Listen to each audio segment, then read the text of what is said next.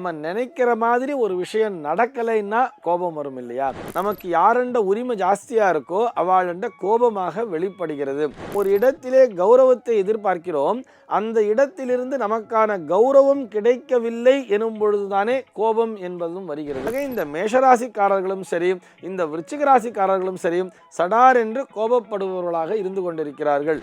Jaya TV நேயர்களுக்கு நமஸ்காரம். அர்த்தமுள்ள ஆன்மீகம் பகுதியில் உங்கள் அனைவரையும் சந்திப்பதில் மிக்க மகிழ்ச்சி. இன்னைக்கு நம்ம என்ன பார்க்க போறோம் சொன்னா, சார் கோபத்தினை குறைக்க எளிய பரிகாரம் சொல்லுங்களேன் அப்படின்னு சொல்லி நிறைய நேயர்கள் கேட்டுக்கொண்டே இருக்கிறார்கள். அதாவது கோபம் அப்படிங்கிற விஷயம் நமக்கு எப்போ வரும் யோசிச்சு பாருங்களேன். நம்ம நினைக்கிற மாதிரி ஒரு விஷயம் நடக்கலைன்னா கோபம் வரும் இல்லையா? அதுதானே எப்பயுமே சிம்பிளான ஒரு விஷயம். நம்ம ஒரு விஷயத்த பிளான் பண்ணி வச்சுருப்போம், அதே மாதிரி அது நடக்கலை அப்படின்னு வரும் பொழுது மனதிற்குள்ளே ஒரு ஆதங்கம். அந்த ஆதங்கம் என்ன ஆறுது, நமக்கு யாருண்ட உரிமை ஜாஸ்தியாக இருக்கோ அவளுண்ட கோபமாக வெளிப்படுகிறது. இது போக நாம் ஒரு இடத்திலே கௌரவத்தை எதிர்பார்க்கிறோம், அந்த இடத்திலிருந்து நமக்கான கௌரவம் கிடைக்கவில்லை எனும் பொழுதுதானே கோபம் என்பதும் வருகிறது. இந்த கோபத்தினை தரக்கூடியது எதுன்னு சொல்லி பார்த்தோம்னா, நவ கிரகங்களிலே சூரியனும் செவ்வாயும் தான் இந்த கோபத்தினை தருவார்கள். சூரியன் செவ்வாய் இரண்டுமே நெருப்பு கிரகங்கள்னு சொல்றார். இந்த சூரியனை அதிபதியாக கொண்ட ராசின்னு சொல்லி பார்த்தோம்னா அது சிம்ம ராசி. சிம்ம ராசிக்காரா அப்படின்னு சொன்னாலே பொதுவாக கோபம் அதிகமாக வரும்னு சொல்லுவா இல்லையா? அதே மாதிரி இந்த செவ்வாயை அதிபதியாக கொண்ட ராசிகள் யார் யாருன்னு பார்த்தோம்னா, மேஷராசிக்காரர்களும் விருச்சிக ராசிக்காரர்களும் இந்த செவ்வாயினை தங்களுடைய ராசி அதிபதியாக கொண்டிருப்பார்கள். ஆக இந்த மேஷராசிக்காரர்களும் சரி, இந்த விருச்சிக ராசிக்காரர்களும் சரி, சடார் என்று கோபப்படுபவர்களாக இருந்து கொண்டிருக்கிறார்கள். இது ராசி மட்டும் இல்லை, ஒன்று லக்னமாக கூட இருக்கலாம். மேஷ லக்னத்திலே பிறந்தவர்களாக இருக்கலாம், விருச்சிக லக்னத்திலே பிறந்தவர்களாக இருக்கலாம், சிம்ம லக்னத்திலே பிறந்தவர்களாக இருக்கலாம், அல்லது லக்னத்திலேயே சூரியன் செவ்வாயை கொண்டவர்களாகவும் இருக்கலாம். எப்படி இருந்தாலும் இந்த சூரியனும் செவ்வாயும் தான் முன்கோபத்தினை தருபவர்களாக இருக்கிறார்கள்.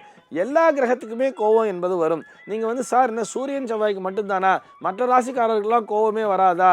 எங்கள் ஆத்துல கும்பராசியில் ஒருத்தர் இருக்கார், அவருக்கு ரொம்ப படார்னு கோபம் வர்றது, அவர் சதயத்தில் பிறந்திருக்காருன்னு சொன்னால் எல்லா ராசிக்காரர்களுக்குமே கோபம் என்பது வரத்தான் செய்யும். ஆனால் அவர்கள் அதை கட்டுக்குள்ளே வைத்திருப்பார்கள். இந்த சூரியனை செவ்வாயை மட்டும் பலமாக கொண்டவர்கள் டபால்னு வெளிப்படுத்திடுவார். எப்படி இருந்தாலும் இந்த கிரகங்களால் உண்டாகக்கூடிய இந்த கோபத்தினை தணிக்க வேண்டும்னு சொன்னால் அதுக்கு எளிமையான பரிகாரம் என்ன தெரியுமா? ஒன்றுமே இல்லை, தீர்த்தம் தான். அந்த ஜலம் அப்படிங்கிற ஒரு விஷயம், யாராவது ஒருத்தர் கோபப்படும் போது என்ன பண்ணணும்னு சொன்னால், கையில் கொண்டு போய் ஒரு டம்ளர் ஜலத்தை கொடுத்து முதல்ல இந்த தீர்த்தத்தை சாப்பிடுங்கோ, இதை சாப்பிட்டு முடிச்சுட்டு பேசலாம்னு சொல்லி பாருங்கோ. அவர்கள் அந்த ஒரு டம்ளர் அந்த தண்ணியை குடிச்சிட்டானாலே அவர்களுடைய கோபமானது அந்த நேரத்திலே தனியும். அப்படி இல்லை சார், எங்கள் அப்பாட்ட பண்ணி கோபமாக இருக்கும்போது தண்ணியை கொடுத்தா தூக்கி கடாசிடுறாரு அவர் ஜலத்தை அப்படின்னு சொன்னால், அங்கே தான் நாம் எப்படி நடந்து கொள்கிறோம் அப்படிங்கிற ஒரு விஷயமும் இருக்கும். இந்த தண்ணி அப்படிங்கிற அந்த ஒரு பரிகாரத்தை சொல்கிறோம்னு சொன்னால், இந்த தண்ணீரின் மேல் தன்னுடைய ஆதிக்கத்தினை செலுத்தக்கூடிய கிரகம் எதுன்னு பார்த்தோம்னா சந்திரன் தான். இந்த சந்திரன் தான் மனோகாரகனும் கூட. மனதினை மகிழ்ச்சியாக வைத்திருக்கக்கூடிய அந்த தன்மையானதை இந்த சந்திரன் தான் தருவார். சந்திரனுடைய ஆதிக்கம் என்பது முழுமையாக எதில் இருக்கும்னு சொன்னால் இந்த ஜலத்தில் தான் இருக்கும். வீட்டில் அப்பா ரொம்ப அடிக்கடி கோவப்படுறார், சதா டென்ஷனாக இருந்துகிட்டே இருக்கார், எப்போ பார்த்தாலும் அவர் கோபம்தான், எது ஒன்று சொன்னாலும் தூக்கி போட்டுடுறார், அவருக்கு ஆஃபீஸில் என்ன ப்ரெஷரோ தெரியல, இப்படிலாம் நினைக்கிறோம் இல்லையா? என்ன பண்ணணும்னு சொன்னால், அவர் இரவிலே உறங்க செல்லும் பொழுது அவர் தலைமாட்டில் கொண்டு போய் ஒரு சொம்பில் ஜலத்தை வச்சிட வேண்டியது. ஒரு சொம்பில் ஜலத்தை வச்சுட்டு, தலைனா தலைமாட்டில்னா கொஞ்சம் ஓரமாக வச்சுட்டு டம்ளர் வச்சு கூட மூடி வச்சுடலாம். காலையில் எழுந்த உடனே அந்த ஜலத்தை கொண்டு போய் செடியில் கொட்டிட வேண்டியது. இவ்வாறு தினசரி நாம் செய்யும் பொழுது அவருடைய அந்த டென்ஷன் அப்படிங்கிறது குறைவதை நீங்கள் கண்கூடாகவே பார்க்கலாம். ஆக கோபம் என்பது குறைய வேண்டும் என்று சொன்னால் அதற்கு எளிமையான பரிகாரம் எதுன்னு சொன்னால் அந்த தீர்த்தம்தான். அந்த தீர்த்தத்தை பருகும் பொழுதும் சரி, தலையில் போய் அப்படி இப்போ நமக்கே ஒரு கோபம் வர்றதுன்னு வச்சுக்குமே, நமக்கு திடீர்னு ஒரு டென்ஷன் ஆகிடுது, ஆஃபீஸ்லேருந்து ஒரு ஃபோன் வர்றது, திடீர்னு ரொம்ப நமக்கு படபடப்பாயிடுதுன்னா என்ன பண்ணணும்னு கேட்டால் பாத்ரூம்குள்ளே போக வேண்டியது, ஷவரை திறக்க வேண்டியது, ஸ்நானம் பண்ண வேண்டியது. தலையிலே ஜலம் என்பது விழும் பொழுதும் நம்முடைய கோபமானது குறைகிறது. ஆக இந்த அபிஷேகம் பண்ணும்போது கூட எப்படி தெரியுமா சொல்லுவா, ஒரு சஷ்டியப்த பூர்த்தி சாந்தி அப்படின்னு சொல்றா இல்லையா, ஓம் சாந்தி ஷாந்தி ஷாந்தி அப்படின்னு சொல்றா. ஓம் சாந்தி ஓம் சாந்தி ஓம் சாந்தின்னு அந்த ஜலத்தை விடும்போது தானே சொல்றா. ஆக இந்த ஜலமானது நம்முடைய தலையிலே ஊற்றி கொண்டாலும் சரி, அல்லது நாம் ஒரு டம்ளர் ஜலத்தை குடிக்கும் பொழுதும் சரி, நம்முடைய கோபமானது கண்டிப்பாக குறையும். இதை நீங்கள் ப்ராக்டிக்கலாகவே பார்க்கலாம். அதே மாதிரி அடிக்கடி நான் கோபப்பட்டுட்டே இருக்கிறேன், இந்த நேச்சர் என்கிட்ட அதிகமாக இருக்குன்னு சொன்னால் இன்னொரு விஷயம் என்ன தெரியுமா, சந்தனம் என்பதை உடம்பிலே பூசிக்கொள்ள வேண்டும் சொல்றா. இந்த சந்தனத்திற்கும் இந்த கோபத்தினை தணிக்கக்கூடிய தன்மை என்பது உண்டு. இந்த சாண்டல் பவுடர்லாம் விற்கிறா பார்த்தீங்களா, இந்த சாண்டல் பவுடர்லாம் பார்த்தீங்கன்னா கூட விளம்பரப்படுத்தும் பொழுது உங்களுடைய இந்த கோபத்தை குறைக்கும் அப்படின்னு சொல்லி தான் விளம்பரப்படுத்துவா.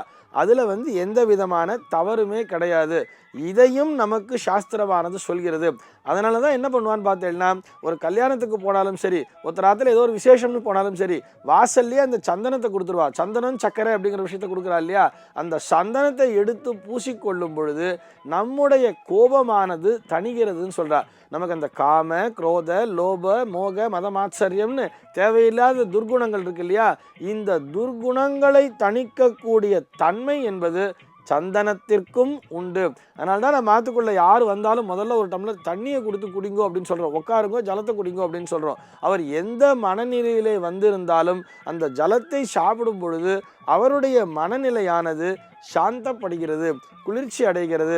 ஒரு விசேஷம்னு வரும்போது சந்தனத்தை ஏன் கொடுக்குறோன்னா, அவர்களுடைய மனதிலே இருக்கக்கூடிய அந்த துர்குணங்கள் எல்லாம் விலகி அவர்கள் அந்த சந்தனத்தினுடைய குளிர்ச்சியினாலே அவர்களும் நல்லபடியாக இருக்க வேண்டும். அவர்களுடைய மனமானது அந்த விசேஷத்துக்கு வந்திருக்கா இல்லையா, அந்த விசேஷத்திலே பரிபூர்ணமாக ஈடுபட்டு அவர்கள் நல்லபடியாக இருக்க வேண்டும் என்று வாழ்த்த வேண்டும். அப்படிங்கிறதுக்காகத்தான் அந்த சந்தனத்தையே அந்த இடத்துல கொடுக்குறா. இதுதான் கோபத்தினை தணிப்பதற்கான எளிமையான பரிகாரம். நம்முடைய முன்னோர்கள் ஒவ்வொரு சாஸ்திர சம்பிரதாயம் வச்சிருக்கா இல்லையா, எல்லாத்திலையுமே இந்த அர்த்தமானது பொதிந்திருக்கிறது. அதன் பின்னால் இருக்கக்கூடிய இந்த அர்த்தத்தினை புரிந்து கொண்டு நாம் செயல்படும் பொழுது எல்லா செயல்களிலுமே நமக்கு வெற்றி என்பது நிச்சயமாக கிடைக்கும். சர்வே ஜனாஹ சுகினோ பவந்து.